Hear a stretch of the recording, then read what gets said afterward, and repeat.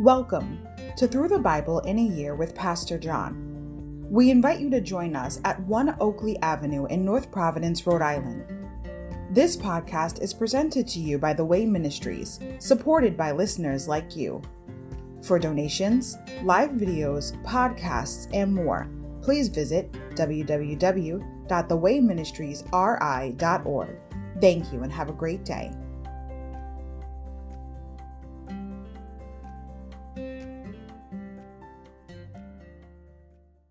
Hi everybody, welcome to Through the Bible in a Year with Pastor John. So glad you could join me today to get a portion of God's Word.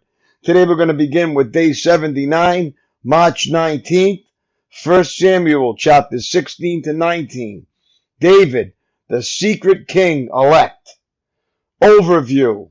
While Saul is losing favor with God, the shepherd boy David is being secretly anointed by Samuel as Saul's replacement.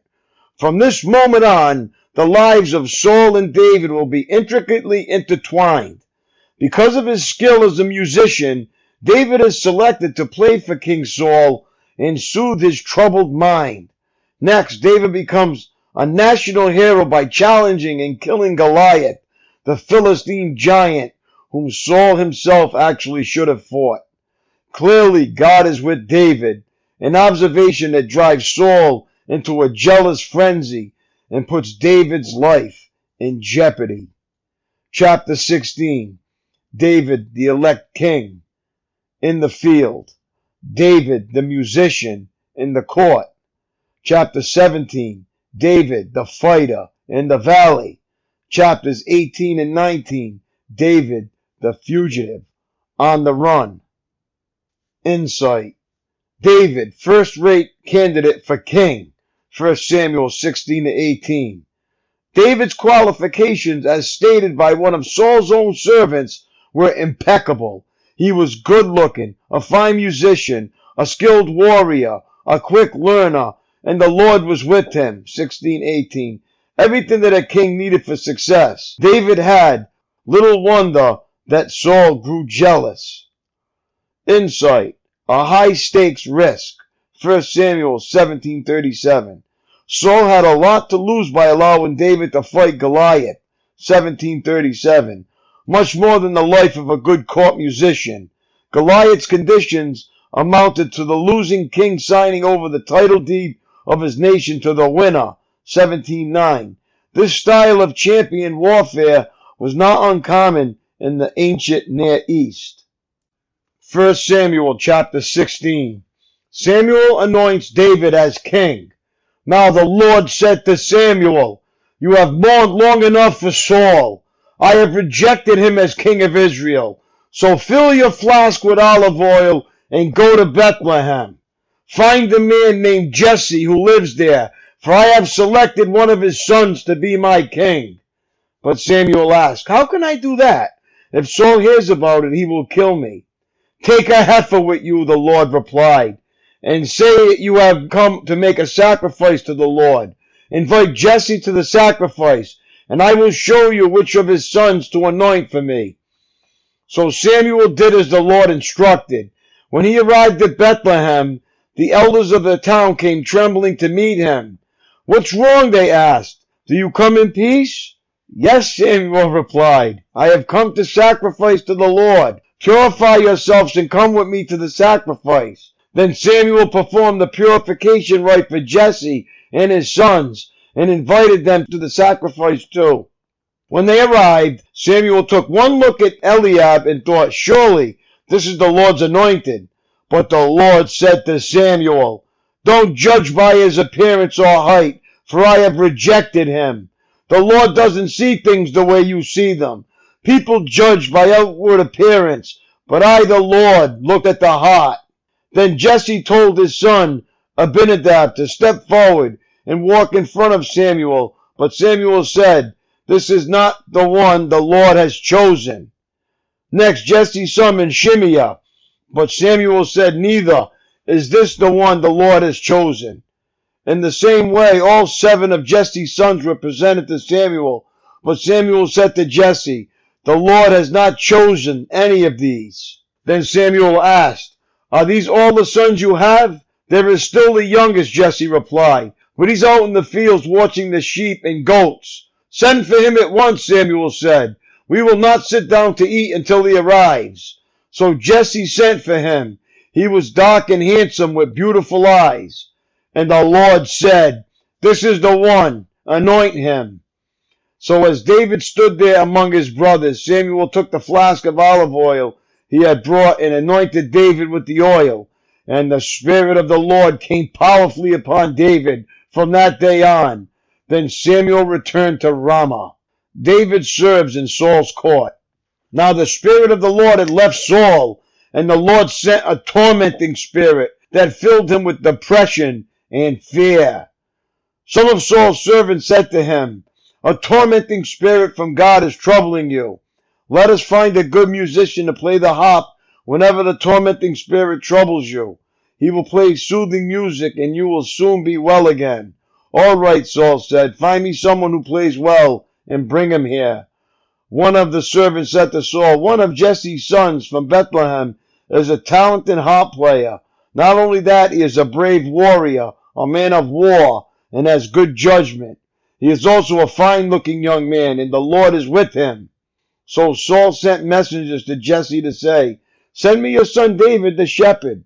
Jesse responded by sending David to Saul, along with a young goat, a donkey loaded with bread, and a wineskin full of wine. So David went to Saul and began serving him. Saul loved David very much, and David became his armor-bearer. Then Saul sent word to Jesse asking, Please let David remain in my service, for I am very pleased with him. And whenever the tormenting spirit from God troubled Saul, David would play the harp. Then Saul would feel better, and the tormenting spirit would go away. 1 Samuel 17. Goliath challenges the Israelites. The Philistines now mustered their army for battle and camped between Succoth in Judah and Azekah at Ephes-dammim. Saul countered by gathering his Israelite troops near the valley of Elah. So the Philistines and Israelites faced each other on opposite hills, with the valley between them. Then Goliath, a Philistine champion from Gath, came out of the Philistine ranks to face the forces of Israel. He was over 9 feet tall. He wore a bronze helmet, and his bronze coat of mail weighed 125 pounds. He also wore bronze leg armor, and he carried a bronze javelin on his shoulder. The shaft of his spear was as heavy and thick as a weaver's beam, tipped with an iron spearhead that weighed 15 pounds. His armor-bearer walked ahead of him carrying a shield. Goliath stood and shouted a taunt across to the Israelites. Why are you all coming out to fight? He called. I am the Philistine champion, but you are only the servants of Saul. Choose one man to come down here and fight me. If he kills me, then we will be your slaves. But if I kill him, you will be our slaves. I defy the armies of Israel today. Send me a man who will fight me.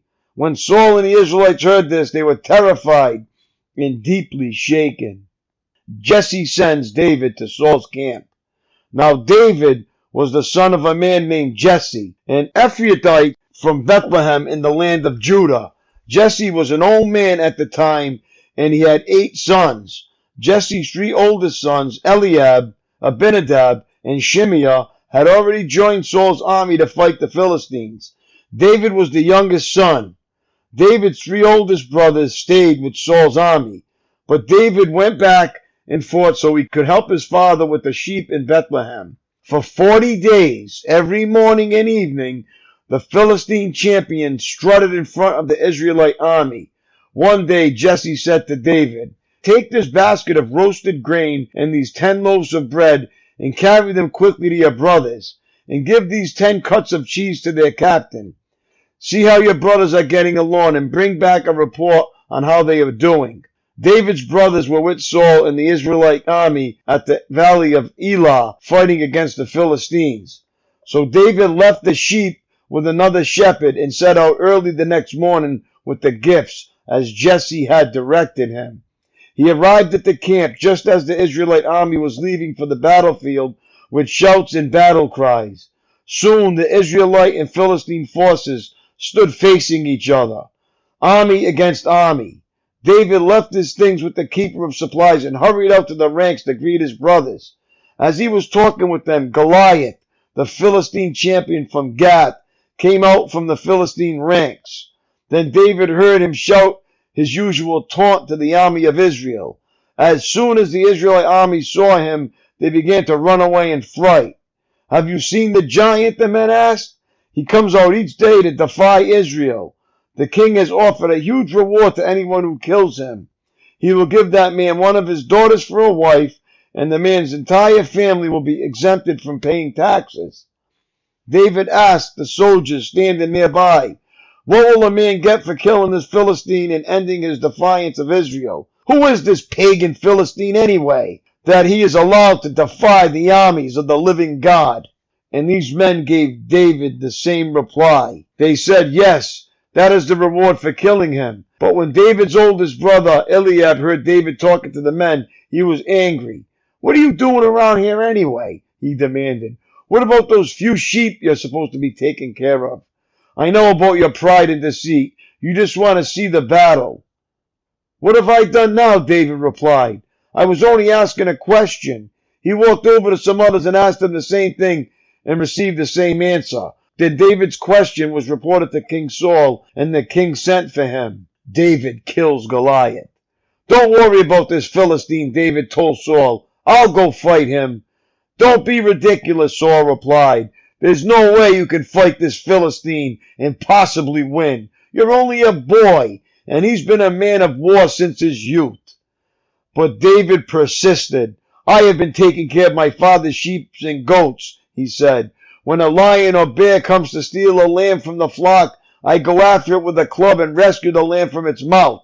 If the animal turns on me, I catch it by the jaw and club it to death. I have done this to both lions and bears, and I'll do it to this pagan Philistine too, for he has defied the armies of the living God. The Lord who rescued me from the claws of the lion and the bear will rescue me from this Philistine." Saul finally consented. "All right, go ahead," he said, "and may the Lord be with you." Then Saul gave David his own armor, a bronze helmet, and a coat of mail.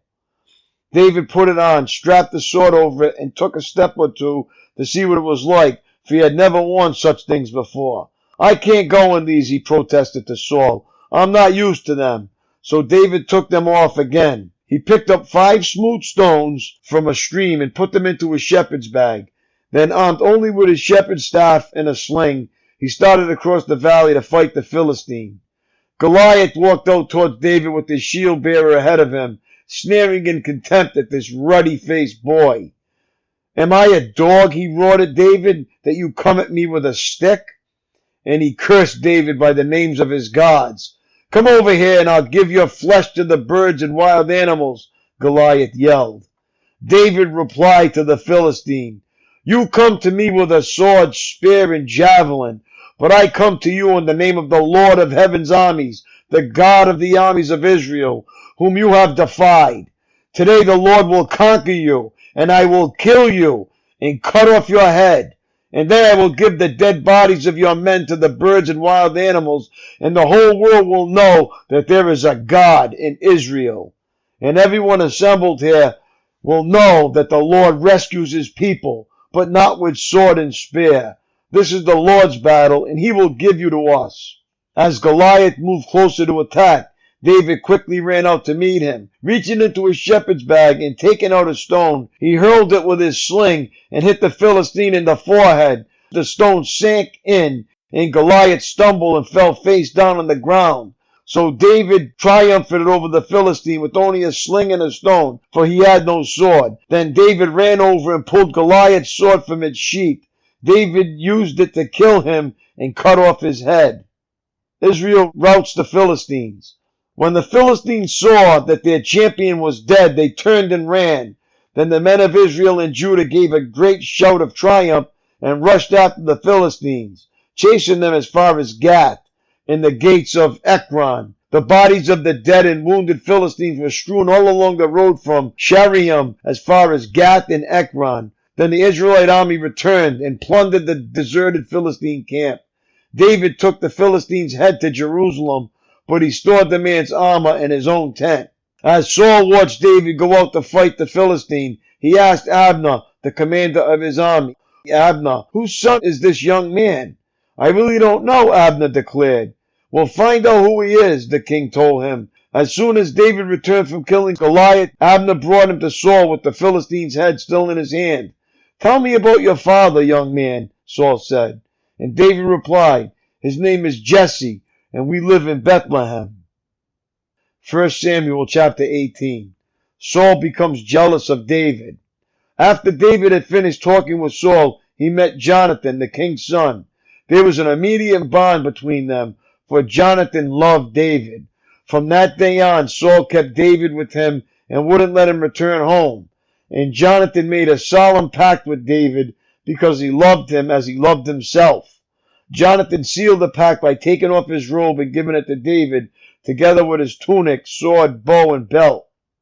Whatever Saul asked David to do, David did it successfully. So Saul made him a commander over the men of war, an appointment that was welcomed by the people and Saul's officers alike. When the victorious Israelite army was returning home after David had killed the Philistine, women from all the towns of Israel came out to meet King Saul. They sang and danced for joy with tambourines and cymbals. This was their song: "Saul has killed his thousands, and David his 10,000s. This made Saul very angry. "What's this?" he said. "They credit David with 10,000s and me with only thousands? Next they'll be making him their king." So from that time on, Saul kept a jealous eye on David.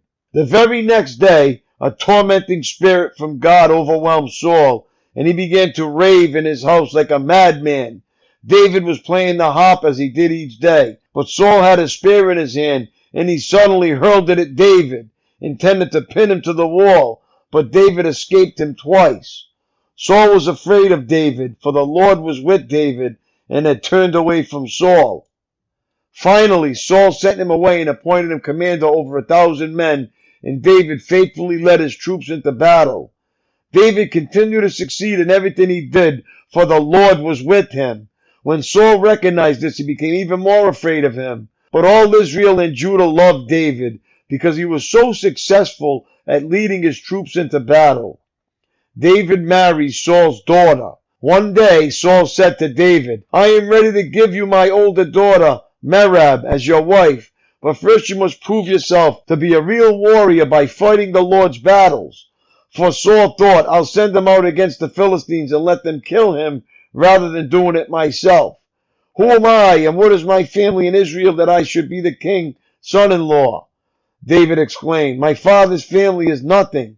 So when the time came for Saul to give his daughter Merab in marriage to David, he gave her instead to Adriel, a man from Meholah. In the meantime, Saul's daughter Michal had fallen in love with David, and Saul was delighted when he heard about it.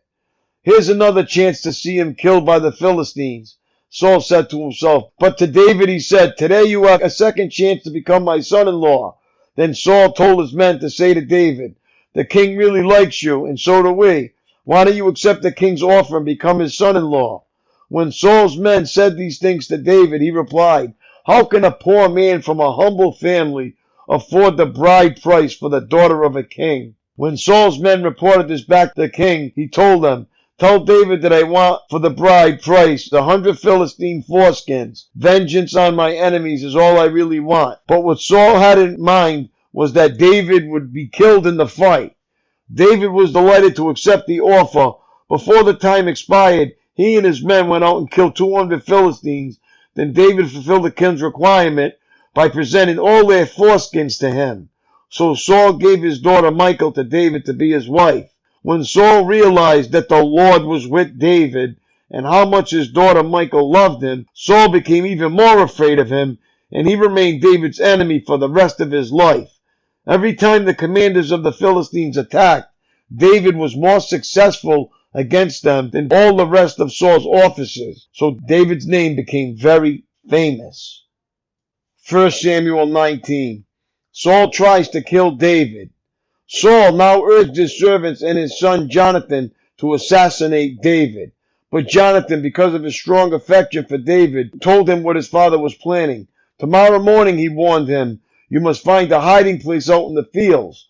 I will ask my father to go out there with me, and I will talk to him about you. Then I'll tell you everything I can find out." The next morning, Jonathan spoke with his father about David, saying many good things about him. "The king must not sin against his servant David," Jonathan said. "He's never done anything to harm you. He has always helped you in any way he could. Have you forgotten about the time he risked his life to kill the Philistine giant, and how the Lord brought a great victory to all Israel as a result? You were certainly happy about it then. Why should you murder an innocent man like David? There is no reason for it at all." So Saul listened to Jonathan and vowed, "As surely as the Lord lives, David will not be killed." Afterward, Jonathan called David and told him what had happened. Then he brought David to Saul, and David served in the court as before. War broke out again after that, and David led his troops against the Philistines. He attacked them with such fury that they all ran away. But one day, when Saul was sitting at home with a spear in hand, the tormenting spirit from the Lord suddenly came upon him again. As David played his harp, Saul hurled his spear at David, but David dodged out of the way, and leaving the spear stuck in the wall, he fled and escaped into the night. Michal saves David's life. Then Saul sent troops to watch David's house. They were told to kill David when he came out the next morning, but Michal, David's wife, warned him, "If you don't escape tonight, you will be dead by morning." So she helped him climb out through a window, and he fled and escaped. Then she took an idol and put it in his bed, covered it with blankets, and put a cushion of goat's hair at its head. When the troops came to arrest David, she told him he was sick and couldn't get out of bed. But Saul sent the troops back to get David. He ordered, "Bring him to me in his bed so I can kill him." But when they came to carry David out, they discovered that it was only an idol in the bed with the cushion of goat's hair at its head. "Why have you betrayed me like this and let my enemy escape?" Saul demanded of Michal. "I had to," Michal replied. "He threatened to kill me if I didn't help him." So David escaped and went to Ramah to see Samuel, and he told him all that Saul had done to him. Then Samuel took David with him to live at Naioth. When the report reached Saul that David was at Naioth in Ramah, he sent troops to capture him. But when they arrived and saw Samuel leading a group of prophets who were prophesying, the Spirit of God came upon Saul's men, and they also began to prophesy. When Saul heard what had happened, he sent other troops, but they too prophesied. The same thing happened a third time. Finally, Saul himself went to Ramah and arrived at the great well at Seku. "Where are Samuel and David?" he demanded. "They are at Naioth in Ramah," someone told him. But on the way to Naioth in Ramah, the Spirit of God came even upon Saul, and he too began to prophesy. All the way to Naioth, he tore off his clothes and lay naked on the ground all day and night, prophesying in the presence of Samuel. The people who were watching exclaimed, "What, is even Saul a prophet?" My daily walk. It is one thing to keep a level head when things are running smoothly. It is quite another to behave wisely when you are on the run. Pressure is on, the future seems uncertain, and every breath you take may be your last. David faced a peculiar set of pressures. God was with him, causing his every endeavor to prosper, and because of his constant success and growing acclaim, David's life became more and more uncertain because the Lord was with David. Chapter 18, verse 14. Saul sought to snuff out David's life. Yet, in spite of the temptation to retaliate and grow bitter, David did what was right and continued to succeed in everything he did. Chapter 18:14. Are you in a similar situation at your job, in your home, or on your campus? Because of God's blessing upon your life or ministry, are you faced with jealous opposition and undeserved suffering? God wants you, like David, to maintain an honorable attitude and blameless behavior in the face of persecution. Most of us don't put our best foot forward until we get the other one in hot water. Great advice. That's all for today, my friends. It was great reading along with you. Have a great day. God bless, and I will see you tomorrow. Lord willing. Peace.